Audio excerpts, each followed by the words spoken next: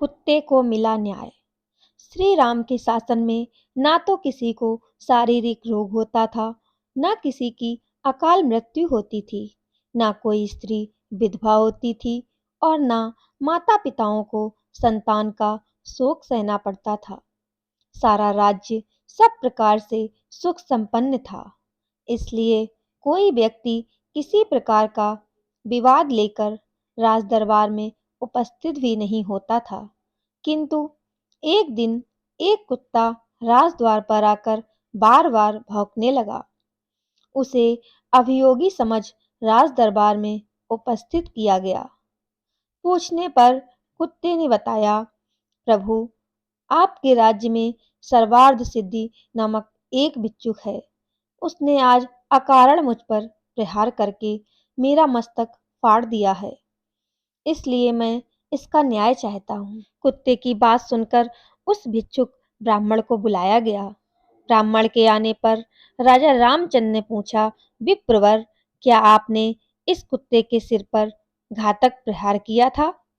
यदि किया था तो इसका क्या कारण है? वैसे ब्राह्मण को अकारण क्रोध आना तो नहीं चाहिए।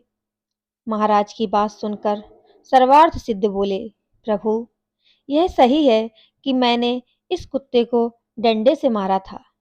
उस समय मेरा मन क्रोध से भर गया था। बात यह थी कि कल मेरे भिक्षाटन का समय बीत चुका था, तो भी भूख के कारण मैं भिक्षा के लिए द्वार द्वार पर भटक रहा था। उस समय यह कुत्ता बीच में आ खड़ा हुआ। मैं भूखा तो था ही, अतएव मुझे क्रोध आ गया और मैंने इसके सिर पर डंडा मार दिया। मैं अपराधी हूँ, मुझे दंड दीजिए। आपसे दंड पाकर मुझे नरक यातना नहीं भोगनी पड़ेगी। जब राजा राम ने सभासदों से उसे दंड देने के विषय में परामर्श किया तो उन्होंने कहा, राजन, ब्राह्मण दंड द्वारा अवध्य है। इसे शारीरिक दंड नहीं दिया जा सकता और यह इतना निर्धन है कि आर्थिक दंड का भार भी नहीं उठा सकेगा। यह सुनकर कुत्ते ने कहा, महाराज, यदि आप आज्ञा दें तो मैं इसके दंड के बारे में एक सुझाव दूं। मेरे विचार से इसे महंत बना दिया जाए। यदि आप इसे कालंजर के किसी मठ का मठाधीश बना दें तो यह दंड इसके लिए सबसे उचित होगा। कुत्ते का सुझाव मानकर श्री राम ने उसे मठाधीश बना दिया और वह हाथी पर बैठकर वहां से प्रसन्नता पूर्वक चला गया। उसके जाने के पश्चात एक मंत्री ने कहा, प्रभु, यह तो उसके लिए उपहार हुआ, दंड नहीं। मंत्री की बात सुनकर श्री राम जी ने कहा, मंत्रीवर, यह उपहार नहीं, दंड ही है। इसका रहस्य तुम नहीं समझ सके हो।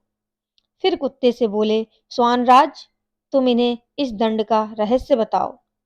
राघव की बात सुनकर कुत्ता बोला, रघुनंदन, पिछले जन्म में मैं कालंजर के एक मठ का अधिपति था। वहां मैं सदैव शुभ कर्म किया करता था, फिर भी मुझे कुत्ते की योनि मिली। यह तो अत्यंत क्रोधी है, इसका अंत मुझसे भी अधिक खराब होगा।